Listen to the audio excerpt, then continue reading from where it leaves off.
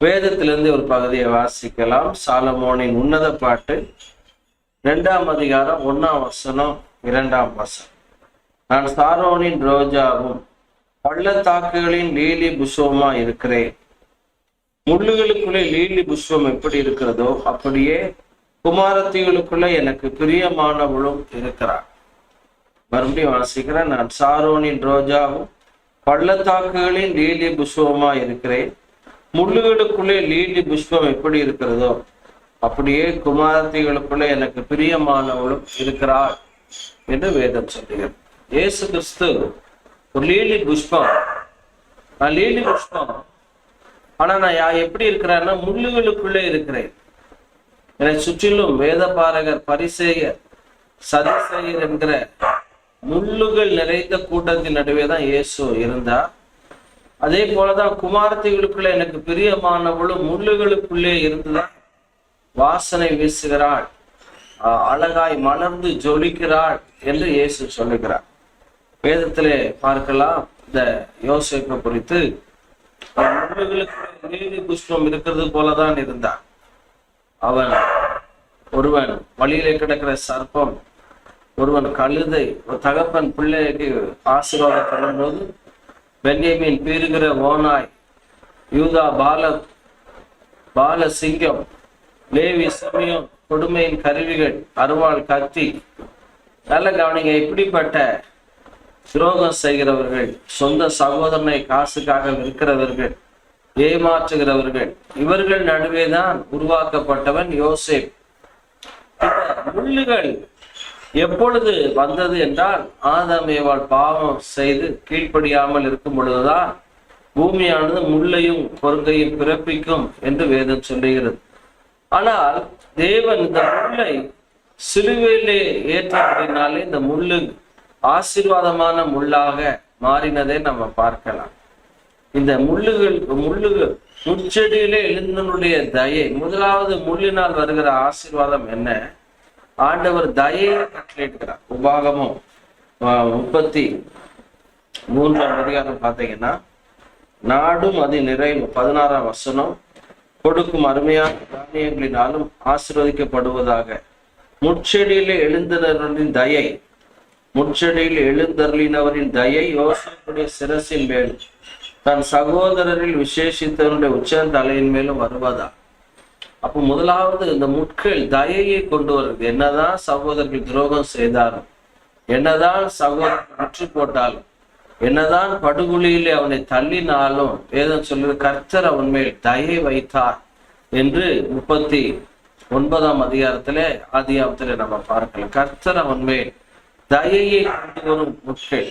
உங்க வாழ்க்கையிலே கூட மனிதர்கள் எவ்வளவுதான் உங்களுக்கு விரோதமாய் சதி பண்ணினாலும், உங்களை அழித்து விடுவேன் என்று தீர்மானம் பண்ணினால், உங்களுடைய தரிசனத்தை நிர்மூலமாக்க நினைத்தாலும், கர்த்தர் முள்ளுகளின் நடுவே எழுந்தர்களுடைய தயை உங்க வாழ்க்கையிலே விளங்கும் என்று வேதம் சொல்லுகிறது. இரண்டாவது, முட்கள் நம்ம வாழ்க்கையில எதை கொண்டு வருகிறது என்றால், முட்கள் புத்தியை கொண்டு வருகிறது. நீங்க நியாயாதிபதிகளை பார்ப்பீர்கள், கிதியோன் சேபா சல்முனா என்கிற ராஜாக்களுக்கும் ஜனங்களுக்கும் அவர்கள் முள்ளுகளினாலே புத்தி வர பண்ணி, பொல்லாப்புக்கு விலகுவதே புத்தி என்று வேதம் சொல்லுகிறது. இப்ப நல்ல கவனிங்க, புத்தி நம்ம வாழ்க்கையில முள்கள் நிறைந்த மனிதர்கள் நடுவிலே தான் அதிகமாக புத்தி நம்முடைய வாழ்க்கையில தெளிவடைகிறது. மாடு போல மெய்ந்து நேபுகாத்நேச்சருக்கு புத்தி வந்தது என்று பார்க்கலாம். புத்தியை கொண்டு வரும் முள்கள். யோசேப் வாழ்க்கையிலே பார்த்தீங்கன்னா, அதற்கு பிறகு ஒரு முறை குழியிலே தள்ளப்பட்டார், ஒரு முறை விற்கப்பட்டார், ஒரு முறை தவறாய் குற்றம் சாட்டப்பட்டார். அது எல்லாம் அவனுடைய வாழ்க்கையிலே தரிசனத்தை அளிப்பதற்காக இல்ல, தரிசனத்தை நிறைவேற்றுவதற்காகவே தேவன் தீமையை நன்மையாய் முடிய செய்தார். முதலாவது முட்கள் தயையை கொண்டு வருகிறது. இரண்டாவது முட்கள் பார்க்கலாம் புத்தியை கொண்டு வருகிறது. மூன்றாவது சம்பந்தமில்லாத உயர்வுகளை, மேன்மையை கொண்டு வருகிறது என்று ஏசாயா 55 பார்க்கலாம். 13ஆம் வசனம், முட்செடிக்கு பதிலாக தேவதாரு விருட்சம் முளைக்கும், காஞ்சூரிக்கு பதிலாக மிருது செடி எழும்பும், அது கர்த்தருக்கு கீர்த்தியாகவும் நிர்மூலமாகாத நித்திய அடையாளமாக இருக்கும் என்று வேதம் சொல்லுகிறது. முட்செடிக்கு பதிலாக அப்படின்னா நீங்க பாத்தீங்கன்னா பட்டுப்பூச்சி பட்சித்த வருஷங்களுக்கு பலனாக, முசுக்கட்டை பூச்சி பச்சை கிளி பட்சித்த வருஷங்களுக்கு பதிலாக தேவதாரு விருட்சம் முளைக்கும். காஞ்சொரிக்கு பதிலாக மிருது செடி எழுப்பும். கர்த்தருக்கு கீர்த்தியாகவும் நிர்மூலமாக அதை நித்திய அடையாளமாக இருக்கும் என்று வேதம் சொல்லுகிறது. இப்படி வாழ்க்கையில சம்பந்தமே இல்லாத உயர்வை கொண்டு வருவது இந்த முட்கள் தான். இன்னும் பாத்தீங்கன்னா சோம்பேறித்தனத்தை கூட நம்ம வாழ்க்கையில் எடுத்துப்படுகிறது. சோம்பேறியினுடைய வயலையும் மதீனனுடைய திராட்சை தோட்டத்தையும் கடந்து போன எல்லாம் முட்காடாக இருந்தது. காஞ்சொரி அதை மூடி கடந்தது. அதை நோக்கி புத்தி அடைந்தேன், சிந்தனை பண்ணினேன் என்று ஞானி சொல்லுகிறார். வாழ்க்கையில முட்களை போன்ற மனிதர்கள், முட்களை போன்ற அனுபவங்கள் நம்மளுடைய சோம்பேறித்தனத்தை கூட அகற்றி சுறுசுறுப்புள்ள உன்னுடைய கை செல்வத்தை உண்டாக்கும். தன் வேலையிலே ஜாக்கிரதையா இருக்கக்கூடிய நினைவுகள் செல்வத்துக்கும் என்று வேதம் சொல்லுகிறது. பார்வோன் எகிப்து முழுவதையும் கொள்ளுகிறதை பார்க்கலாம். யோசேப்பு மிகப்பெரிய ஒரு செல்வந்தனாய் தன்னுடைய குடும்பத்தையும் தன்னையும் உயர்த்தி கொள்ளுகிற காரியங்களை பார்க்கலாம். இதை பார்த்து கொண்டிருக்கிற தேவ பிள்ளைகளே, உங்க வாழ்க்கையில கூட முட்செடியை போன்ற அனுபவங்கள், முட்களை போன்ற மனிதர்கள் உங்களை சூழ்ந்து இருக்கலாம். எல்லாவற்றையும் முட்செடிக்கு பதிலாக தேவதார விருட்சங்களை தேவன் கொடுக்கிறார். முட்செடியிலே தயையை பெருகப்படுகிறார். முட்செடியிலே புத்தியை வர பண்ணுகிறார். முட்செடிகள் நம்முடைய சோம்பேறித்தனத்தை மாற்றுகிறது. கர்த்தர் உங்களை ஆசீர்வதிப்பாராக. உங்களுக்காக நான் ஜெபிக்கிறேன். நல்ல பிதாவே, ஆசீர்வதிக்கப்பட்ட வேலைக்காக ஜெபிக்கிறேன். சாரோனின் ரோஜாவும் பள்ளத்தாக்குகளில் லீலி புஷ்பமா இருக்கிறேன்.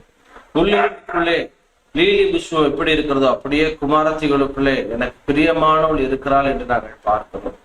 ஆண்டவரே, முட்செடியில் எழுந்தனுடைய தயை, முட்செடியினாலே புத்தி வரப்பண்ணின கிதியும், முட்செடிக்கு பதிலாக தேவதார விருட்சங்களும், காஞ்சோரிக்கு பதிலாக மிருது செடிகளும் முளைக்கும். ஆண்டவரே, முட்செடி கூட சோம்பேறித்தனங்களை நீக்குகிறது என்று பார்க்கிறோம். பிள்ளைகள் வாழ்க்கையில் அப்படிப்பட்ட அற்புத அதிசயங்களை செய்வீராக என்று ஆசீர்வதிக்கிறோம். இயேசுவின் நாமத்தினால் ஜெபிக்கிறோம் நல்ல பிதாவே. ஆமென், ஆமென். கர்த்தர் உங்களை ஆசீர்வதிப்பாராக.